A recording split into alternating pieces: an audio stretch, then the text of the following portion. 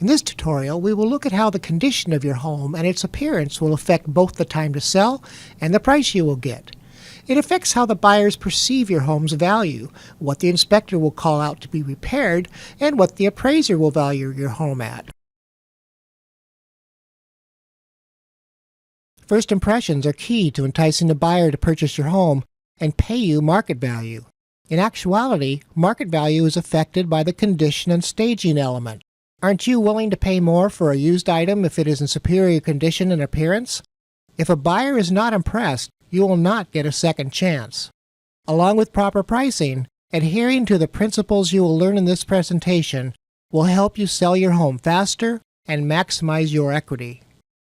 If you are unable or unwilling to spend time and some money focusing on condition and staging, then that will influence the price positioning decision in a downward direction and vice versa. Buying a home is an emotional process, and the higher you can raise the level of positive emotion and excitement among buyers when they drive up to your home and then walk inside, the higher the buyer will perceive the value of your home to them. Combined with pricing your home for current market conditions, getting the condition and appearance of your home in order will help it sell faster. Selling faster almost always equates to a higher price, as the longer your home is on the market, the lower the offers will be. As an example, take a look at these two cars for sale. They are the same car, but one has been readied for sale and the other has not. Wouldn't you agree that you would choose the detailed car over the disheveled car and may even pay more for it? How you live in a home is one thing. How you sell a home requires a whole different mindset as to how your home is presented. You and friends of yours come into your home and see it as your home. You want buyers to come into your home and see it as their home. They need to envision their things in your home and your home fitting their lifestyle. There are 4 major areas to address when preparing your home for the market. First, you must address all major repairs needed. Next, address normal maintenance issues. Third, you must enhance the overall appearance. Fourth, you must appeal to the senses of sight, sound, touch, smell, and taste. What you are doing here is eliminating things which would cause a buyer to not want to purchase your home, increasing buyers' positive perception of your home, and then setting the stage for enhanced positive feelings through the 5 senses. While these principles apply to all real estate sales, how much needs to be addressed and to what degree can depend on your situation, current market conditions, and the price range you are in. Rely on the expertise of your real estate broker to help guide you in these areas. Repairs are needed to protect your investment by eliminating loss of value due to deferred maintenance. Making needed repairs doesn't necessarily increase the value of your home. Buyers are typically looking for reasons to eliminate a house from consideration and will look at things such as roof condition. Buyers will look at the overall condition and appearance of the roof and will notice things such as missing or broken shingles and water stains. Structural condition. Buyers will notice foundation and siding cracks, uneven floors, and things such as broken steps, damaged sidewalks, and dry rot. Water damage. Buyers will be concerned if they see stained concrete or mold and detect musty smells. Heating, air conditioning, electrical, plumbing fixtures, and appliances. Buyers will look at these major systems in a relatively cursory way, but if there are any obvious problems, those will raise a red flag. If buyers see several possible or actual issues with your home, they will naturally wonder what else is wrong, even if nothing is. If there are other issues that need to be addressed, they will most likely be discovered by the buyer's home inspector and even possibly by the bank's appraiser. Therefore, the buyer may reconsider purchasing your home. Through the inspection response form seen here on this page, a buyer can totally cancel the transaction, no questions asked, based on the inspection. An excellent way to uncover issues that both the buyer and their inspector will discover is to have your own home inspection done prior to putting the home on the market and then address each of the items the inspector discovers. If you don't plan to correct the issues, then at minimum you should provide written estimates to the buyer for the repairs. Keep in mind that some items, such as a roof nearing the end of its useful life, will be an item that the lender may require to be corrected as a condition of the loan. Also, should a buyer see issues with your home, they will typically reduce their offering price by much more than the actual cost of the repairs. Buyers are prone to overestimate costs by 2 to 4 times.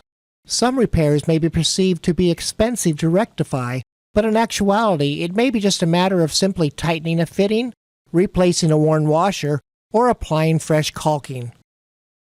In the state of Washington, it's your responsibility and legal obligation to give full and honest disclosure about your home's condition through a property disclosure form, otherwise known as Form 17. Should you be found to be less than truthful, you could be facing a lawsuit. Performing basic home maintenance before putting your home on the market is well worth the effort. The buyer must view it as in good working order. Minor repairs such as cracked window panes and leaky faucets can increase the negative feelings toward your home, decrease the positive ones, and cause the buyer to either not even place an offer on your home or give you an exaggerated decreased offer through overestimating costs, time, and effort to correct the issues. What I suggest is to go room by room and jot down those things that need attention. An even better way is to have a neutral third party go through your home and give you honest feedback. Usually they will notice things that you didn't or that you dismissed as unimportant. Buyers will notice things such as broken or missing light fixtures, burned out light bulbs, missing switch covers, holes in the walls or doors, peeling wallpaper, sagging or torn screens, broken blinds, spots on carpets, squeaky cabinets and doors, missing or broken tile, stained or missing grout, loose door and cabinet handles, and loose stair railings, among others. One of the best things you can do from the standpoint of return on your investment is to paint the interior. By repainting, you have the opportunity to repair nicks and holes and provide a fresh, clean appearance throughout your home. If you can't, or prefer not to make repairs, consider hiring someone to do them. Once the major repairs and general home maintenance have been addressed, you have eliminated those structural things the buyer could use as reasons to eliminate your home from consideration. Once you've eliminated the reasons not to buy, you should increase the buyer's desire to buy. The first step is to thin out your home of personal belongings. You're going to be packing things up anyway, so start packing them up now and getting them out of the house. You will increase the perception of space by minimizing what's in it. Clutter is distracting to a buyer. Box up all unneeded and unwanted items and dispose of them, sell them, or donate them. Take the time to decide which things you don't want to take to your next home. This will give you a head start on moving and make your home feel spacious and inviting. Seasonal items you won't be using for a while can be boxed up and stored. While it certainly will depend on each individual's lifestyle, a rule of thumb is to remove half of the contents throughout your home, including in the cupboards and closets. Get yourself some stackable plastic bins and move things into a garage, basement, or storage building. If there are any items such as window coverings, mirrors, light fixtures, or plants that you wish to reserve, remove and replace them now before a buyer gets excited about them, only to find out they aren't part of the sale. Look at the thinning out process also as a process of depersonalizing. You want buyers to be able to picture themselves in your home without the distraction of your belongings.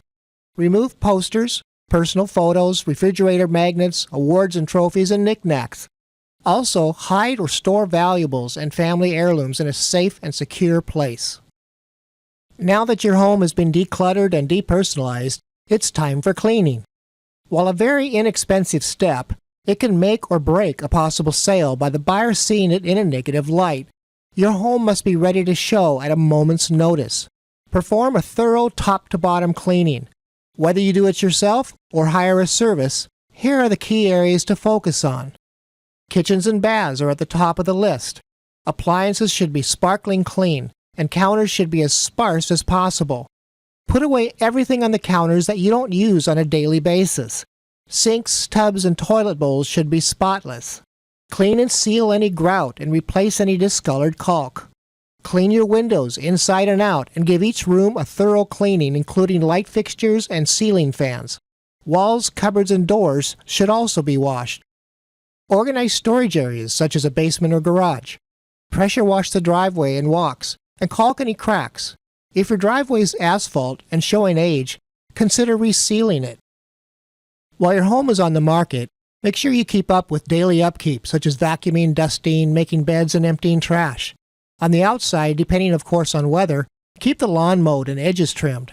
If you have snow, make sure the driveway and walkways are clear and safe to walk on. In the fall, keep up with falling leaves and branches. Keep your yard free of kids' toys and clutter.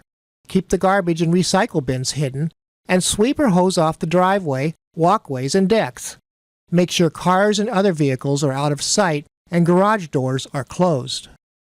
Now that your home has been prepared for showing, you need to turn your attention to the final step of enhancing the showing experience by appealing to each of the 5 senses. Buyers will see your home through the senses of sight, sound, touch, smell, and taste. The following will guide you on how you can appeal to these senses in a positive way. You want to draw them into your home by making what they see first as appealing as possible.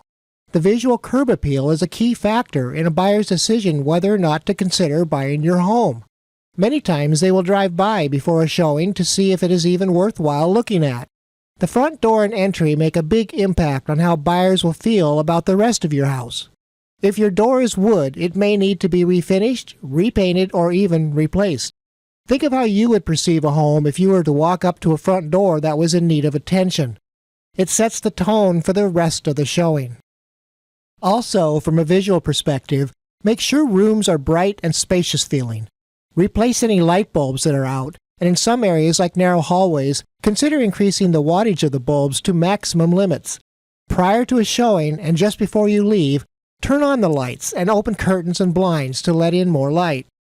For night showings, turn on the outside lights and make sure the house numbers are visible.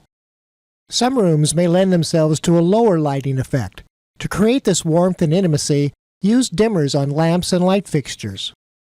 Plants and colorful flowers can go a long way in making your home seem inviting. You might want to add plants to the front of your home and place some planter boxes or pots with flowers on the front porch and entryway. Contrary to some ideas of putting on low background music, the best sound during showings is no sound at all.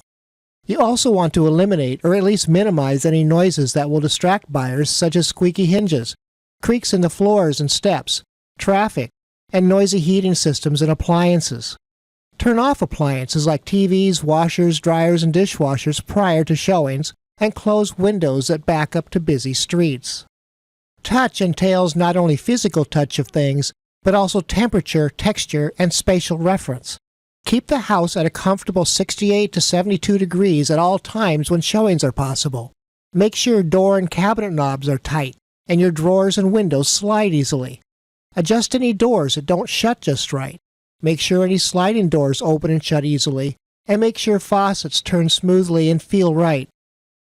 Not to diminish the importance of the other senses, but the sense of smell is especially important to address. The quickest way to a person's emotions is through their sense of smell. Think of the instant response you have to smells such as perfume or cologne, scented candles, cooking odors, cigarette smoke, certain potpourris, and artificial deodorizers. Foul odors will almost always cut a showing short and stop a possible sale. Pleasant smells will create a clean, fresh, and inviting atmosphere. Odors are most prevalent from garbage bins, diaper pails, laundry rooms, bathrooms, and kitchens. Keep trash compactors, garbage cans, and trash bins cleaned, emptied, and deodorized often. Baking powder sprinkled in these areas will help absorb odors. Although your pets are considered family to you, they can be a real turnoff to a buyer who is allergic to or afraid of animals. Also, pet odors need to be eliminated, as most buyers find these to be offensive. Consider relocating pets, litter boxes, and food dishes, and keep these areas clean and sanitary at all times. In some cases, professional cleaners may need to come in to neutralize pet odors, as pet urine will seep through carpets, carpet pads, and soak into subflooring. You may be totally tolerant to the odors and may not even perceive them to exist anymore. Ask a friend, neighbor, or your real estate broker to be brutally honest and tell you if they exist. I've been to homes where I couldn't even go inside. It was so bad, and yet the owners didn't seem to notice.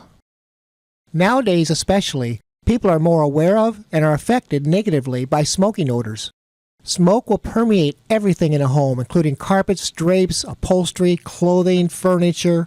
Even ceilings and walls absorb smoke and will need to be professionally cleaned, and in most cases, walls and ceilings will need to be sealed and repainted.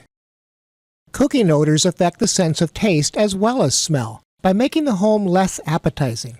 Smells like garlic, cooking oil, and fish tend to linger in the air for a long time. In extreme cases, they can permeate cabinets, floors, walls, and ceilings. Cleaning your cooking areas with vinegar can help eliminate these odors, but just like extreme pet and smoke odors, professionals may need to come in to attempt to neutralize them.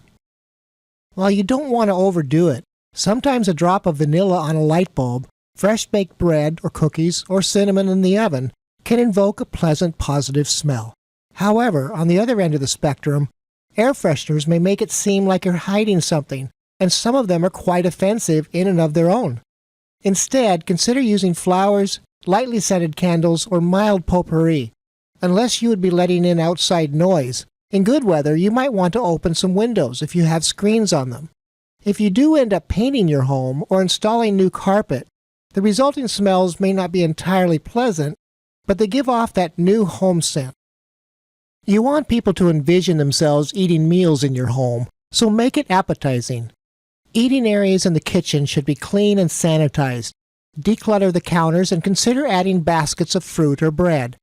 If you have a dining room or dining area, you could set up the dining table for an elegant dinner party. This helps buyers to visualize eating and entertaining in your home. I'm often asked whether a home sells better empty or occupied. There are many answers to that question. It can depend on the house, and also could depend on the owners. Without being offensive, I've often recommended to people that they vacate. I know that they will not spend the time and money to prepare their home properly for sale, so it is just better to have their stuff out of the home. A buyer actually has to be able to see a home in order to decide whether they want to buy it. In some cases, there is so much stuff and clutter, you can hardly navigate and can't see most of the walls or floors. In other cases, the owners are able to prepare the home properly while they are still living in it. The actual best solution is if a home is staged similar to a model home. In some cases, this can be accomplished with the items already owned by the seller, with maybe a few different or additional decorating items added.